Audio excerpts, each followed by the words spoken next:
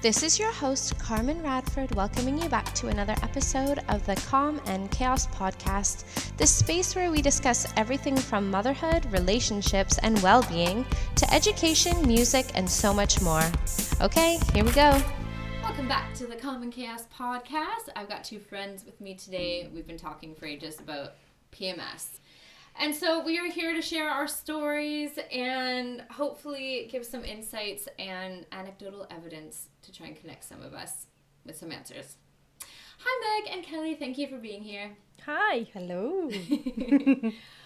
I started our chat today with talking about lyrics by Meredith Brooks, B-I-T-C-H, and talking about how we're just like, we never really know how we're going to feel day to day. Nope. And that's hard. Yeah. So, what's PMS like for you guys? And what's a period like for you guys? I'm going to say for the most of 3 weeks, it's pretty hell and full on. 3 out of 4 weeks. Yeah, so 1 week a month, I'm glorious and I'm happy. The other 3 are just... It's true, you are quite glorious. Yeah, it's literally one extreme to the other, to be honest. Right. All my symptoms are pain and feeling low, and yeah, it's just it's not been fun. No. And I definitely say since having kids, it's definitely got worse. Yeah. Mm-hmm. Hormonal fluctuations. Mm-hmm. Yeah, and just definitely. Not knowing what's going on, really. Mm-hmm. Yeah. Oh my gosh. And you are such a sunny, positive person. It's true. And I think we all try and stay upbeat and we all have energy on the good weeks. Yeah. Yes. So it's really, not only is it physically hard to experience those symptoms, but emotionally and mentally when you're going, this is not how I feel on a good day, on just not even a good day, a regular day. Yeah. And you're fighting your body. And it's horrible, isn't it? And life goes on. You can't stop. You can't can't press stop. pause and be like, I gotta figure this out for next month. Yeah. No. But 3 out of 4 weeks is not okay, is No, it? it's not normal. And I think what I've come to realise is that it's not normal. No. And for so long, I always thought it was, and been told it's normal and they should be heavy and you will have pain and like, gosh. No, it's not. No. But, and so what are some of the band-aids that you've been given? You know what I mean? Like, they're not getting to the root of the problem. So what are some of the things you've been told? Quick fixes sort of things. Literally just your usual paracetamol. Make sure you have those. Nice warm compress on your stomach. Yep. Making sure you have a healthy, balanced diet. Drinking plenty of water. Just while you're at work, if you can lay down. Yeah, that for would. 8 hours. Yeah. Taking painkillers and having a warm pack. Like, okay. The thing is, because my pain isn't just in my stomach, it radiates down my legs as well. Yeah. So it's like, oh my gosh. Yeah, so from my stomach, well, sometimes it's like from my ribs downwards sort of thing. So I don't really know what they were expecting me to do. They did give me some sort of like acid tablets that are meant to stop the heaviness. Stop the heavy bleeding. Yeah, I've but really I just, recommended those, I feel like it was just an easy Not- fix not because they getting- couldn't yeah, because they not couldn't getting to find the root of it. anything. Oh, just take these and it'll stop it, which they do help, but it's not stopping the issue, is No, it? not It's getting not to the roots. there's more to it. They just left it as that.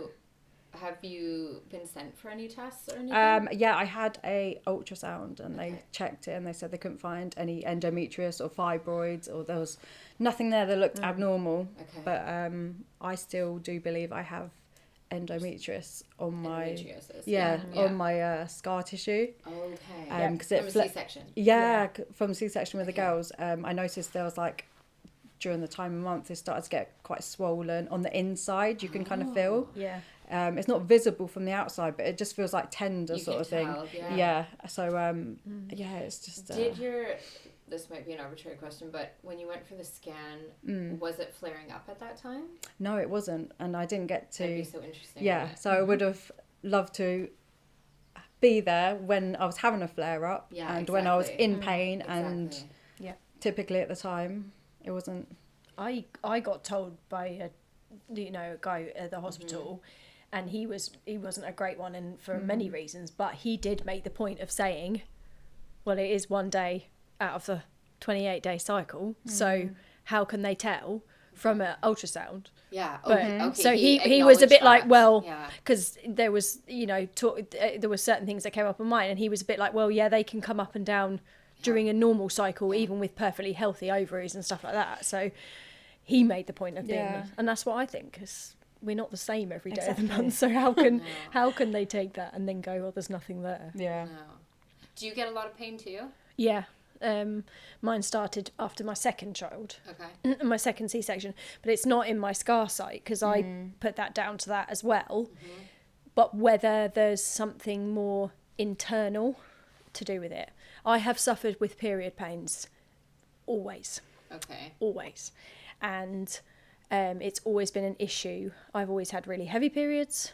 Even when I was, you know, in my early teens, everything, I've had to pull cars over by the side of the road because I can't keep driving. I've been found like doubled over in the back room at work when I used to work in a shop, like, and they were like, you need to go home. Like, I got to a point where normal painkillers wouldn't touch it. No. And I could feel it. I would feel it coming, and then it'd be awful. And that was before kids.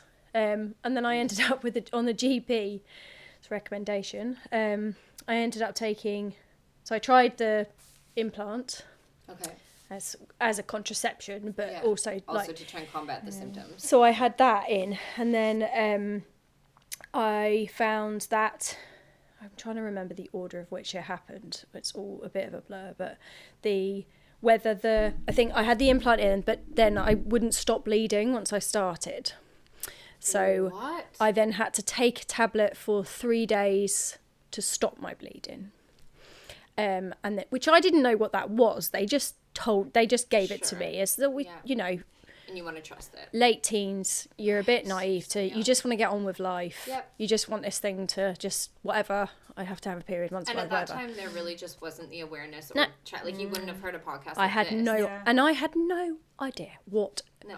I really had very little idea about what my periods were, what was going on in my body. Totally. Nothing about the hormone fluctuation. No. I just knew it was pretty crap for a week. Yeah. And then that was it. Yeah. And then it was a friend of mine who had the implant, and she had it taken out, and she said she felt like a cloud was lifted, like off her having it emotionally.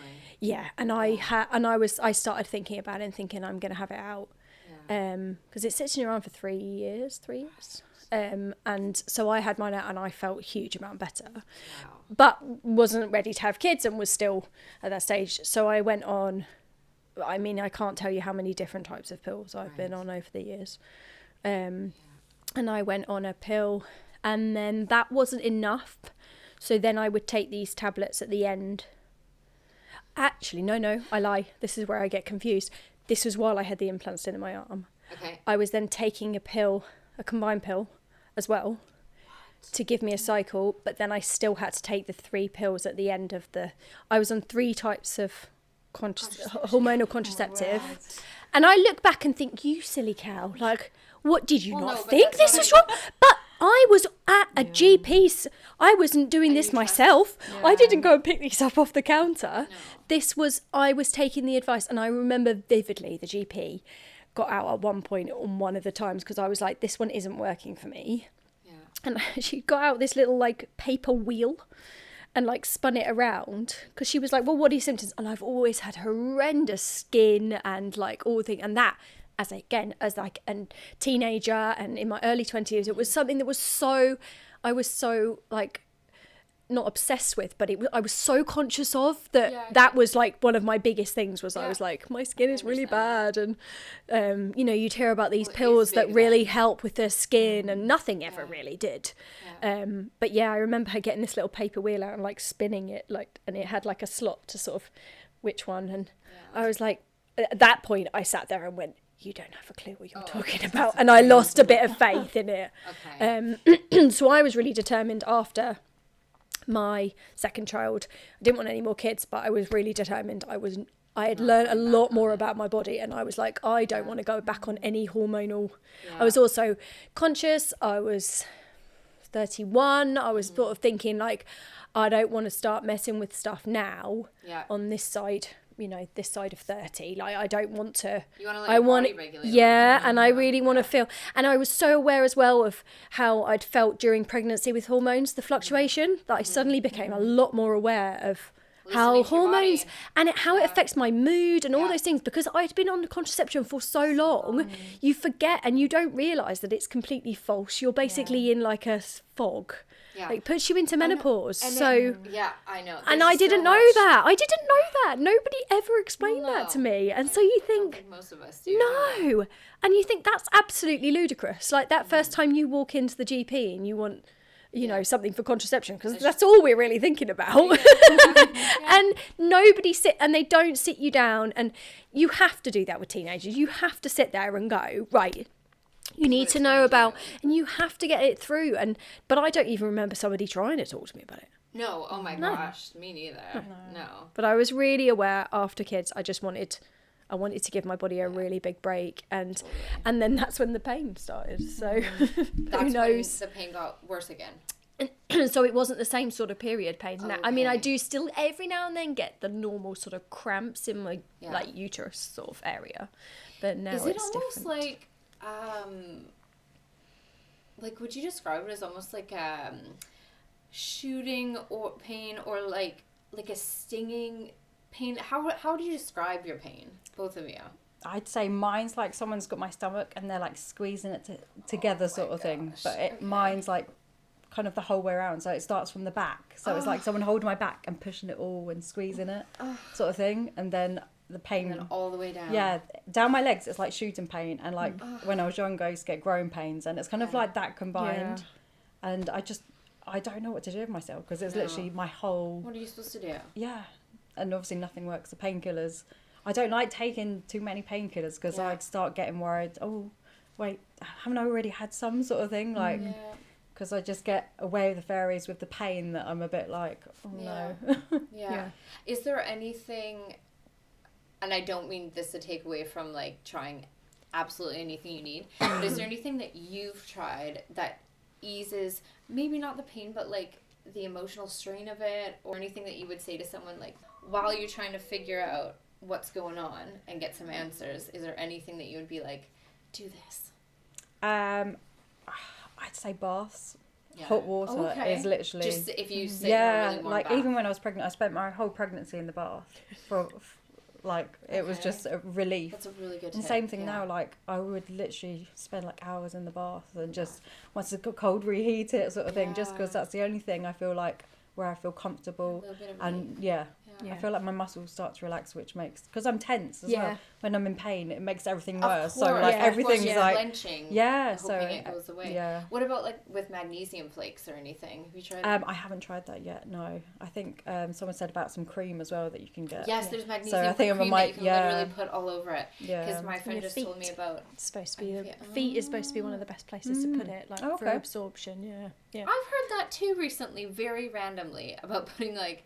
I think it was on Caitlin Bristow's podcast. She's like, when she gets sick, her mum puts vapor rub on the bottom of her feet. It's supposed to be where you're supposed to put it for kids as well. Like, it's weird. I wonder if that has to do with because you lose heat through your head and your feet.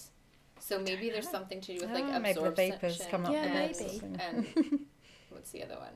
Anyway, taking away. Interesting. I think that's a really good thing for people to hear, because at least that's some kind of self-care, but it's still not. I mean, that it's not practical in the middle of the day. There's only so many baths I can have. Is there anywhere I can do in the bath? Yeah. Not to make light of it. We just have to laugh. Yeah. But, okay, that's really rough. Okay, so what are you doing then? So my pain is different. It's more of like a dragging in my pelvic floor, like a heaviness. But I have again the leg thing. So I can almost feel it start behind my left knee. And when I've mentioned that to GPs before, they've gone, oh, well, they've sort of like tried to brush off, like I'm trying to add my knee into the appointment as well. And I'm like, no, I mean, it's connected. Like, and they're like, oh. And that's so specific. That could like really be helpful. Yeah, and it feels like a nerve or a blood thing. Like it feels like a... And I don't know why I feel like it's obviously really hard to describe, but I will get it. Then it'll intensify like this real it's like a deep ache, like that real ache Yeah. in my pelvic floor, that like just that makes real you feel like heaviness, sinking like down and throbbing. like, Yeah. And like I'll get to a point I can't stay standing up, so I'll be in the kitchen like trying to do the dishwasher, and I get relief from sitting over? down. Oh my So I'll get gosh. relief from sitting down, but I remember trying to look after the kids when my youngest was really little, and going like, this is ridiculous, because she was only 1, because I remember talking about it at her first birthday, so that's when I got like my time scale, and I remember going like, this isn't okay. I'm trying to look after children and I can't stay standing up for maybe 3 or 4 days of the month. Like that's a lot. Crazy. And my job is on my feet as well. Yeah. So like it's something I'm really aware of. But my biggest thing, that I think has helped is not drinking alcohol. You've mentioned this. This is so interesting. It's the biggest thing I've done. Yeah. And I have had quite a big change, so it has got a huge amount better, and that's the only thing I can think I've done that's changed. That's really interesting. It's like almost when you go through with like breastfeeding or something, you're like taking things out of your diet and trying to figure out like what's affecting the baby, like that's or elimination diets for anything you're looking for, like allergies and everything. That's so interesting. Have you had a chance to bring that to a GP? No. So I have a ongoing thing with the hospital. It's been going on for years now. I've had various tests, and I've had an MRI, and I've had the results, but I haven't actually had a follow-up appointment about the results, and we are talking 8 months ago at least. So you haven't been able to talk it out yet? No. And probably nothing makes sense to you yet? No. Oh man. Everything is very vague. They send a report that gives you sort of hints and sort of says what they found, but it doesn't explain it to you what it means. No. You Yeah. need to know about that. But the alcohol, and the alcohol thing was purely, it was something that just came about. I wasn't really enjoying my glass of wine of an evening. It wasn't making me feel good, and I stopped. And then I started not missing it, and I found quite good alternatives, like non-alcoholic alternatives. So I started drinking those instead. And then I was like, before I knew it, I was like, oh, I haven't had a drink for 6 months. It just sort of, it was relatively easy and spiraled. And I have had a couple of, like, I did my sister's hen do at my sister's wedding, where I drank freely, and like my period after my sister's wedding, I had also been ill for the few weeks beforehand, so I add that into it. It was pretty horrendous. My first period after that was pretty bad, and it was so that would have been week 2, maybe I was ill, maybe week 3 was the wedding, so like I then had a week, and it was pretty bad, and the 2 after were bad. So whether that's alcohol, whether that's me being ill, who knows, because everything affects it, doesn't it? So everything's connected. That's the hardest thing. But since I did notice a change, stopping drinking did seem to have an effect on it. Well, I mean, there is a massive wave of non-alcoholic beverages, and like I keep on hearing, you like have a bar stocked with all like the fancy, nice non-alcoholic beverages, because then when you pour one, it's like the novelty of it. Yeah. And I heard about, like, I'm sure it was on a podcast, but yeah, it's like to make something and the experience of absolutely, it, right? Yeah. But obviously we know as you get older, it doesn't affect you so well. And actually, do you know what I've noticed? Alcohol does affect me differently throughout my cycle. Oh, that's interesting. So I think leading up, like the last few, we've probably been talking about this podcast for a couple months now. Yeah. And so I think it's probably over the last like 2 months or so that I've been like very, very conscious of it. And alcohol also kind of tastes different depending on my cycle. Wow. And it almost is maybe it's because I've been so aware of it, but like say like a glass of wine. Yeah. I can tell now if I take a sip, it'll taste just a little bit like I don't really want it. Yes. And a little bit off. Whereas on another, and I think that's on PMS, that's what I would say, because that's usually when you're like, I would like a glass of wine. Yeah. So that's when you But that's technically, actually when my mentally, you'd body's- want it more. Yes, Yeah. But I you think my body's telling me don't. nah. Yeah. Which is so interesting to me. I think I should keep on going with this and like Yeah, just like almost definitely. taste test. Are you rewriting it down or? No, I should. No, But do you know what yeah. I did? I will go into my symptoms in a sec because preparing for this just 1 month, I on my worst day of PMS, I was like, because I normally don't like track it in my app, but I was like, I'm going to click everything I'm feeling right now just to tell you guys on this and be really transparent. You know? Yeah. But then like on like a regular day or whatever, when there's no PMS, no period, blah, blah, blah, it's like tastes fine and it's like pleasant. Yeah. Gosh, that's amazing. So I'm like, and I can feel it in my digestive system and everything. So like, yeah, it's really, so it's so interesting that you're seeing that too. Yeah. I wonder if it like, yours seems more whole, like alcohol in general. Yeah. But I mean, it could be for me too. Like, I don't think it's the greatest. No. thing I think anyway. my biggest thing was the wine wasn't. I was having a glass. Well, wine was not making me feel very good, so it sort of put me off. And then because there's like gin and tonic is one of my would be my drink of choice. Yeah. And because I really like the non-alcoholic gin, I was a bit like, well, why not drink the non? I'm not drinking to get drunk. Yeah. So I just want to have a nice drink of an evening. Of it. And and also it's that sitting down. It's that mindset of I'm sitting down, I'm chilling out of an evening, I'm having a relaxed drink. A glass of wine used to make me feel really relaxed and chill, but then it was making me feel awful. So then I was like, why am I forcing this? I almost feel like it's being forced. So then, it sort of, it felt like a natural thing because I was always being a bit like, no, I really need a glass of wine for the evening. And whereas it just felt, it became like, it felt like a natural progression sort of thing. So I just didn't fight it. And I was like, I'm going to see how this goes. So I think that's so good. And I really feel like this wave of like women's health, the podcasts that I've been listening to though, they're saying that so much of women's health is anecdotal. We're just looking for women's stories. Because actually there isn't a lot of scientific research on it. No. Which is really upsetting. Everything is based on men. Yeah.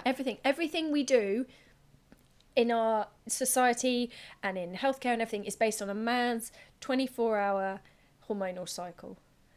Not a women's 28-hour. And that was one of the most powerful things I think I ever read after having kids. Like I read a fantastic book. Get my symptoms up. Yeah, and go on. that was one of the most powerful things I read. It was like a man's hormonal cycle is 24 hours and it's the same every single day. Their hormones do the same thing.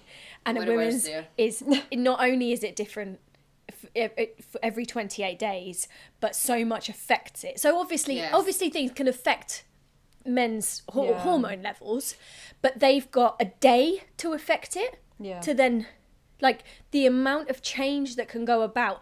And I'm not going to lie, I don't know a huge amount about men's hormones and I don't know a huge amount about men's like hormonal cycles, things like that, but I know it's not as subject to change as women's is because we've got so much scope to change it because we've got 28 days to affect the next 28 days.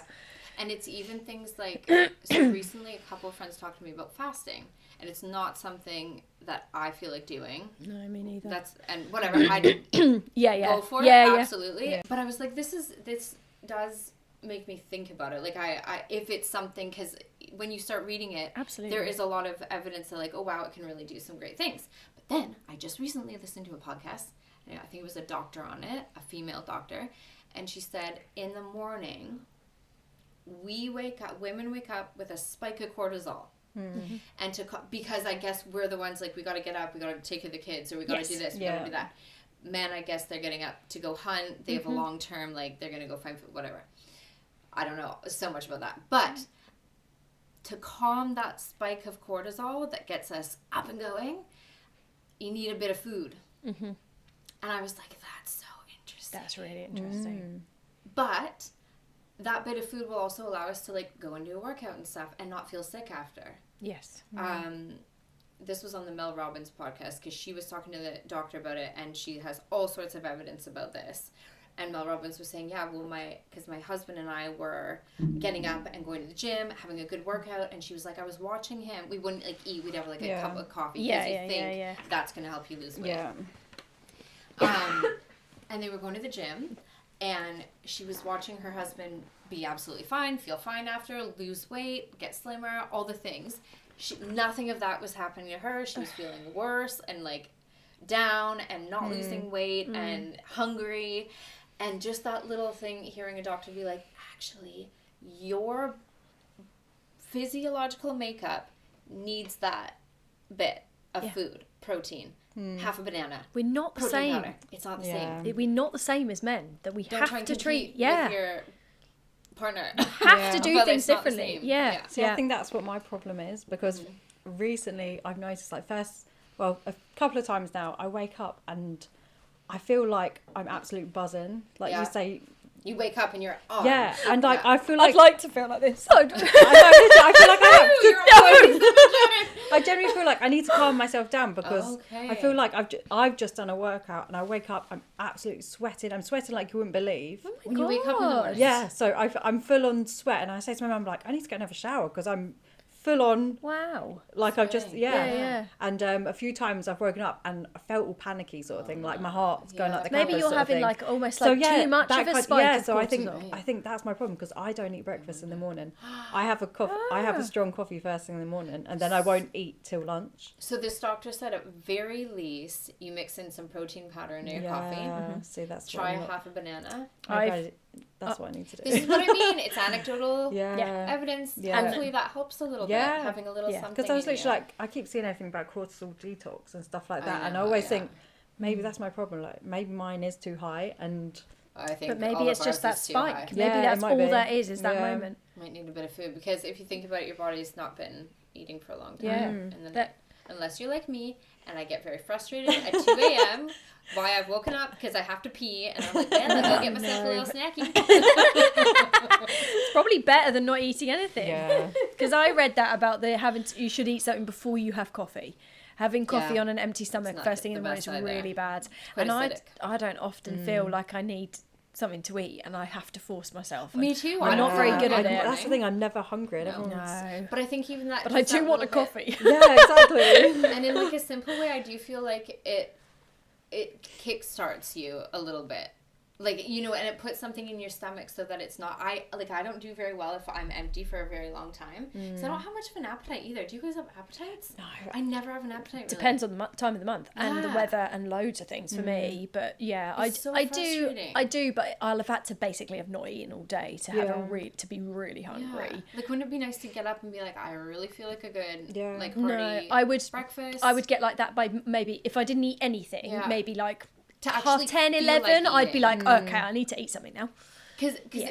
and there's a difference between having an appetite where it's like I really want to eat and enjoy my food, Yeah. rather than I feel like a lot of us are just like I'm having hunger pains or my head hurts or Yeah. I'm tired. Yeah. I should eat. I would love to, you know. Some people are like, I'm a foodie and I love to eat. I'm like, what is that like? Yeah. It must be so nice to want to, you know, make a nice Yeah. plate of varied food and stuff. I'm I also lazy. feel That's like, what I am with food. I am. I just want something I can grab.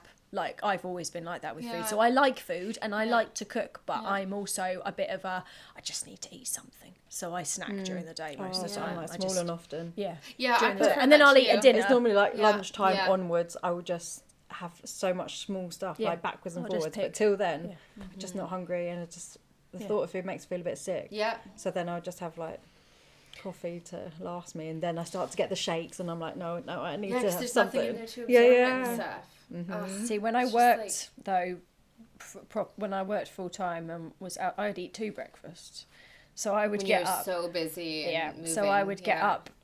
I'd be at work for 7, so I would get up at 6 and I would eat something. In the winter, I'd eat like porridge or something. So Porridge I was is a warm really good start. and yeah. warm. Like And it's, you I can add needed so something. I much to couldn't it. stand having anything cold. Like Yeah. the thought of going out in the cold and Yeah. then having something cold in my stomach. There was something about that I just Yeah. hated. So I'd eat something like that, and then about 8:30, 9 o'clock, Hungry we'd go again. in for like toast, and Good. I'd go in for a second breakfast. And And how then healthy did you feel then? oh, I mean, I was burning it off, so Yeah. I don't really think it had much. Like, Right. I was eating probably maybe 4 slices Just of 'cause you white were- bread and butter, like. Yeah. And then a massive pot of pasta for lunch, and then a whole dinner. But you're just But burning it. I and just moving. didn't stop moving all day, so I was working. You know, 10 hours a day, 10, 11 hours a day, like hard physical work as Yeah. well. So that was a totally different thing. And then when I had kids and suddenly stopped, it was the first time I'd not really done anything. My appetite disappeared. I had no stomach capacity. You must have had no stomach capacity. Like, and then I was like, I literally could only eat small amounts. Yes. Yeah. Small amounts, little and often. So, and I have found recently there's been something which I think is connected with hormones, because I don't. One of my PMS symptoms is I get a bit of a dodgy tummy, like, Same. so I spend most of the time for the first few days on the toilet for Yes. various reasons. Which is just another Delightful. delightful part of it. And I remember being like, oh my God, what's wrong with me? And then was like, Googled it, obviously. Yeah. Found out, oh yeah, look at that, it's a hormone thing. Yeah. I then started taking a gut supplement, which really helped. And I haven't taken it when I felt ill recently, is when I stopped taking it because everything tasted funny and I didn't feel totally well, changed it. had flu, and Yeah, I was like...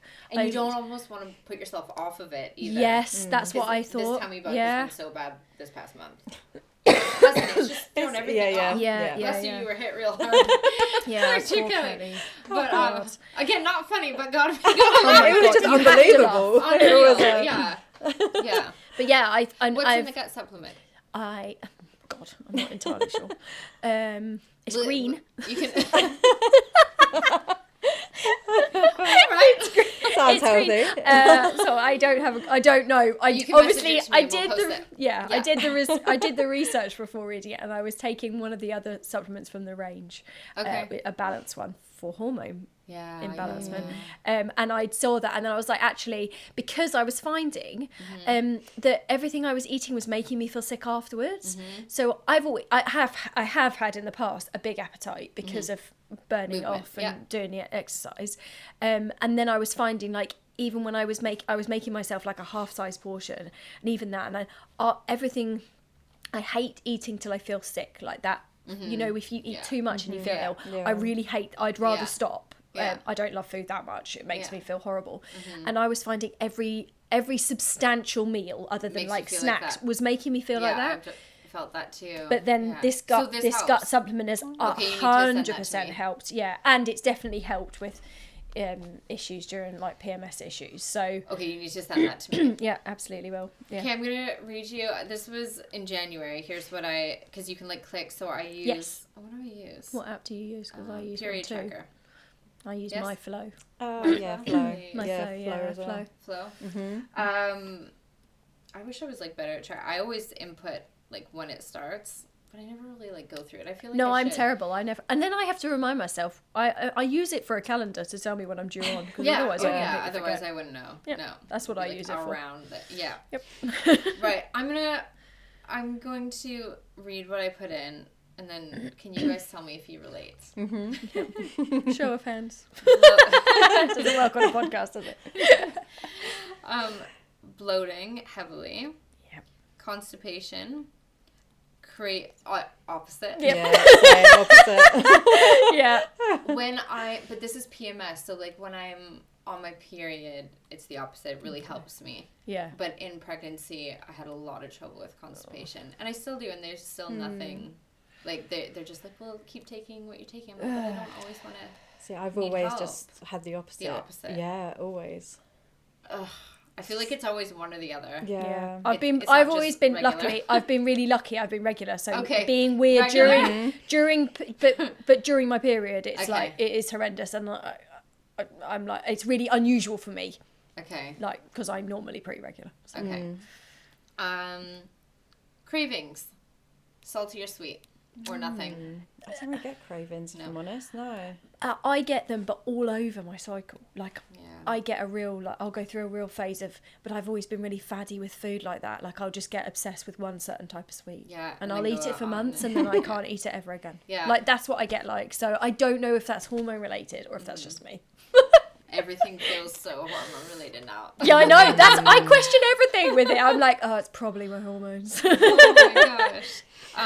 Dizziness. I always feel more clumsy when I'm Lightheaded. Yeah. Yeah. I get it in the middle. Again, not at like weird times. But yeah, I'm way more lightheaded after having kids. Yeah. I can't go in lifts without, I step out of a lift now. Oh no, I can't go on any rides or anything. Everything makes me sick. Even a lift though. Yeah. Like about even one a lift, floor in a lift, I then stand there and I go, hang on a minute, I'm just really lightheaded. It like and throws then your head up. It's such a bad feeling. Yeah. Good times. Headaches. Yes, migraine every single month. Migraine every single month, and it gets to the point that sometimes I have to make myself sick because it's the only thing that will. And that helps. Yeah. Does it? Yeah, because it's like in my eyes. I feel sick anyway, and it's in my eyes, and my whole head is like pulsating. Oh and God. Yeah, I have to be sick, and it will clear it. And they. But Is there any help? Yeah, go on. Funny enough, when I was on the pill, I can't remember which one I was on for a couple of years. Yeah. Turns out I wasn't actually meant to be on that pill because I suffered with migraines, and there was a chance of it. I think it can making them worse. It can do something to your heart. Oh, I think it said there's a high risk of like strokes. Oh my God. Because of it, and I was do just your like blood pressure or something. Yeah, maybe. and I was just like, God. well, I've been saying I've been having migraines every single month for like years, sort of thing. And they just don't listen. Some no, of them just don't listen. I think because I never saw the same doctor. That's really scary. This is like when we lived in Croxley. Never had the same doctor, so I don't think they were actually updating the system. And no one ever. Whenever they say on a form, like, "Oh, your GP's name," I'm like, "I don't have a GP." I don't know. I see a different Who one every has a single GP? time. I had a GP in Canada. Yeah. And she was so incredibly brilliant with me because she knew me. Yeah. She was so on it with probably all of her patient because she knew us, and she was so on it with everything with me, and I like. And I didn't take it for granted. I was like, oh my gosh, this is so great. But now here, no one knows me. No, because I just feel like if you have the same GP here, you have to wait like weeks or months to be able to see them again. Hard. And like obviously, sometimes you can't wait weeks and months. No. So you just go for the next available appointment. And they don't know anything about you. They don't know any of your history, and they don't. No, because they the NHS don't keep it. You have to tell them. Yeah, they're like, so what's the problem? Well, this, and they just. That's scary. Yeah. Is there any relief with migraines? So they used to be like Codis. They've stopped doing it now. It's like it's codeine or something. That was the only thing. They're quite strong, but they've stopped making them.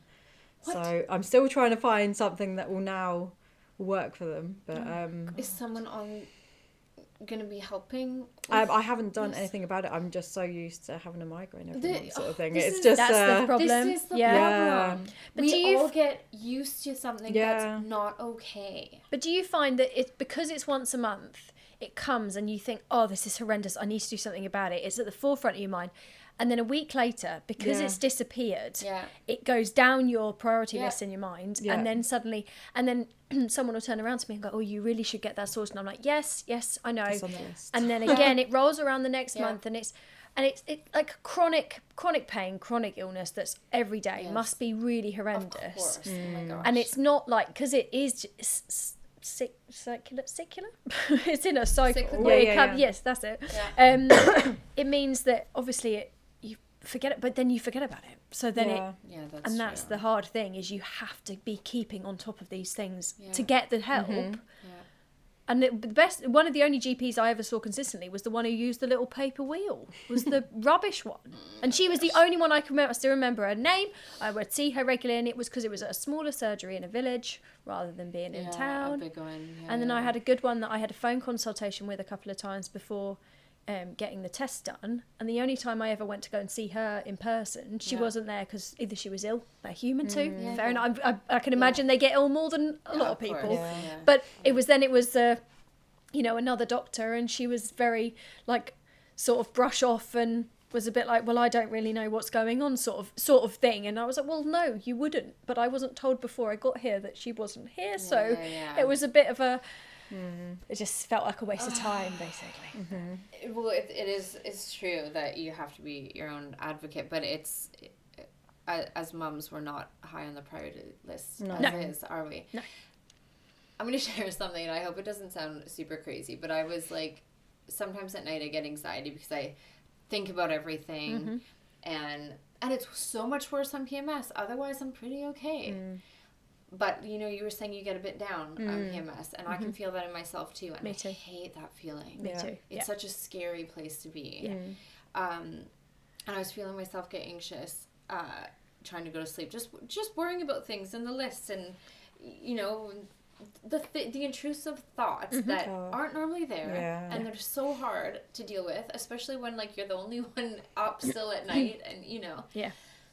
And I was like, I can't keep doing this to myself every month or every day this week or whatever. And I was like, I don't know if I think it's because I've been reading a lot about like women's health and mental health and all the health awareness.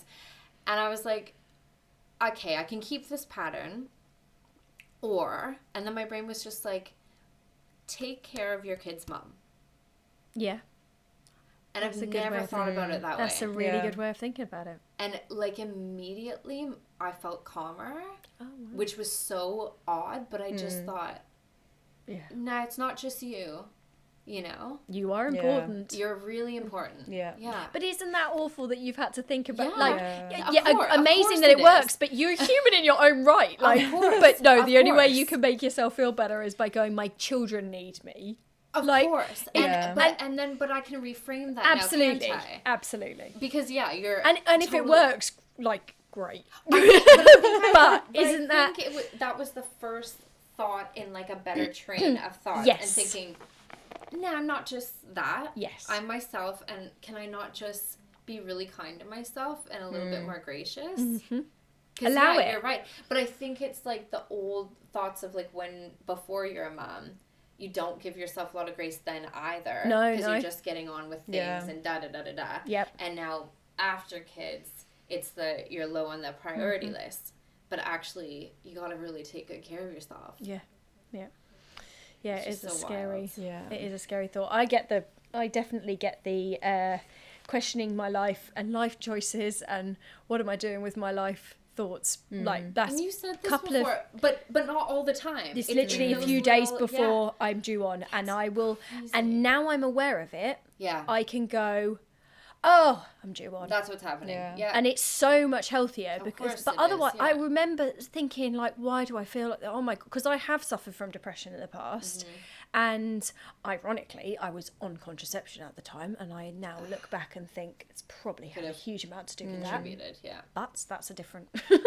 That's in the past now. Yeah. But now I have done a lot of work on my mental health over the years, and I recognise certain things in myself, but now I literally will be like, oh, yep, I'm questioning my life again. I must be due on. But isn't that great? And this is the awareness that I'm talking about too, and just being like getting past that first little voice almost that isn't super nice to yourself, and then being like, nah. Yeah. And I've really tried to silence that one and be really hyper aware of like how I'm talking to myself and the grace I'm giving myself, and just listening to your bodies and stuff. Yeah. This is the only kind of way we're going to share and help each other get answers, I think. And just being more positive at that time of the month. That's what I just think, I try and just think, you might feel like that right now, but you won't feel like that in a week. It'll pass. And think of all the good things, and and also allow myself I'm allowed to feel a bit like crap on some days. Like that's okay, and it's not the end of the world because it will pass. And I think that is a healthier thing about not being on contraception is you go through body goes through a cycle it's supposed to go through. Yeah. And I try and see like the good elements of all those feelings. So maybe I'm questioning my life and what am I doing with my life, those things. But maybe I need to go through that to be able to go, no, really actually grateful. I am happy with how everything's going. I'm just feeling a bit down because my hormones but if I wasn't, maybe it would highlight making a change. Right. Mm-hmm. So I go, so maybe, and it is like, it's a cycle we're supposed to go through, and all these, and there's so much on the apps, aren't there, about like, different phases are good for different things, like good for reflecting or like being, and we just weren't taught this. Exactly. And so we're trying that's to learn the thing, it. like when you're a teenager, I feel like, imagine if we had been taught. I know, the power. I just feel like you're stuck on the pill and then that's it. Yeah. And I feel like I only started really tracking my cycle and knowing about cycles when I fell pregnant with the girls, because they said to me, they was like, oh, when's your period? And I was like, I don't have a clue.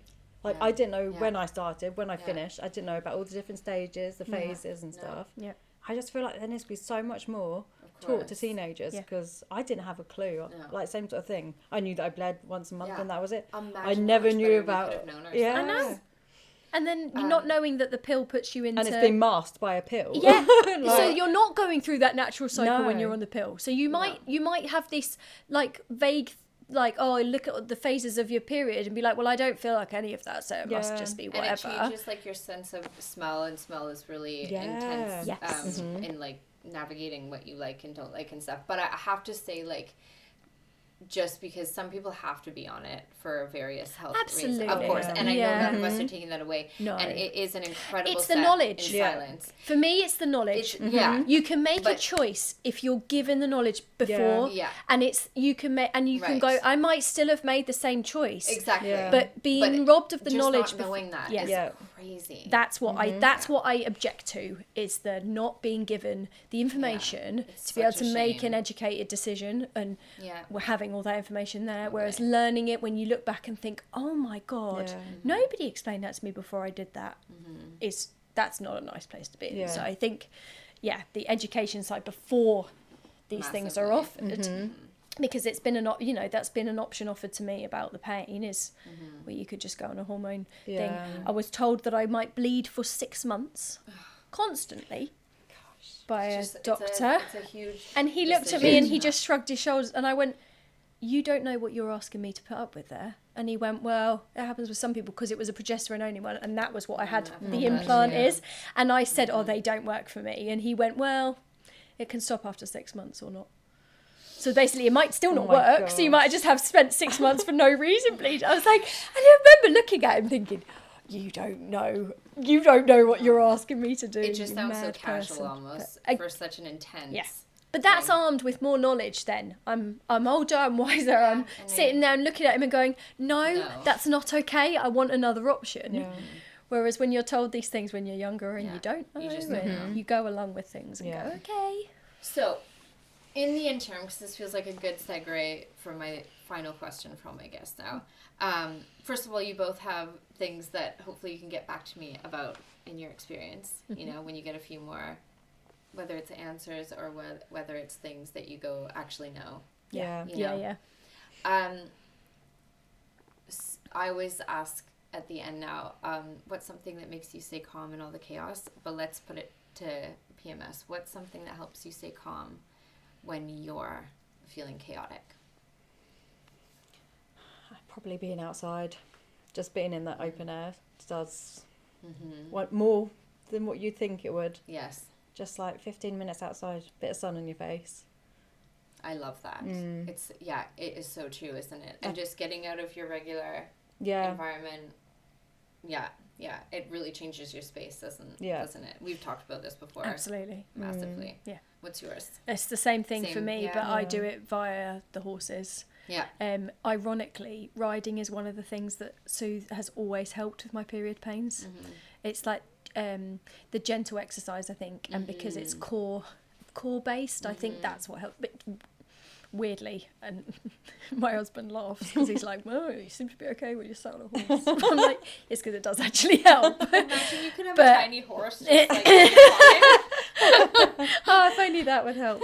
But being outside, getting that peace and headspace, I think it's headspace, whatever that is, whether that's getting out in the garden, doing a bit of gardening, whether it's going to the yard and spending a bit of time with the horses, but that headspace outside for me is sometimes a podcast, but generally getting outside. Because at those really intense moments when actually nothing, sometimes I just feel like something in my ear is too much too. Yes. And I just need all the peace. And I wonder if it's also all your senses, the different ways that your senses are reacting to that environment. It must just be really healthy. I agree. And I've always, whenever I needed like a little happy place or like a moment, I always would go to the softball diamond that I used to play at, and it's outside and it's grass. Yeah. And I'd go, luckily I just would happen to be there. It was probably like, later at night or in the morning or something, and no one was there. Yeah. And I would just sit there, and now just talking to you, I'm like, oh yeah, it was outside. Yeah. Yeah. And you connect the outside everywhere and stuff. Yeah. So it's massive. And with kids too, you get them outside Yeah, absolutely. I find a simple task is one of my best mindfulness things. So when it comes to, I can relate it to the horses because that's often where I find my peace, but something like just grooming a horse is it's a really simple task. It doesn't require a lot of brain effort. It's physical, so you've got something to do, but your mind can just be free to just, and it's quiet and it's calm, and same with a bit of gardening. I sort of will do a bit of weeding, something. It's a task. It's physical. It gives me something to do, but it doesn't require. It lets my brain can just quiet at the same time. So it's something I've become more aware of now. And again, like something I do with the kids is like give them a little something, even if that's their sort of job. But I love this. Thank you guys both for sharing these. These are big things to share, aren't they? But I hope you feel a little bit lighter. I always feel a bit better when I said and related and be like, no, I feel that way too. Yeah, it's Powerful. powerful. Yeah. Honestly. Yeah. So thank you guys both for being No worries. here. Very welcome. Thank you for listening. And I really feel like this is gonna, every time I hear women talk about it, it's just, you feel a little bit better, don't you? Yeah. Thank you, and we'll see you next time.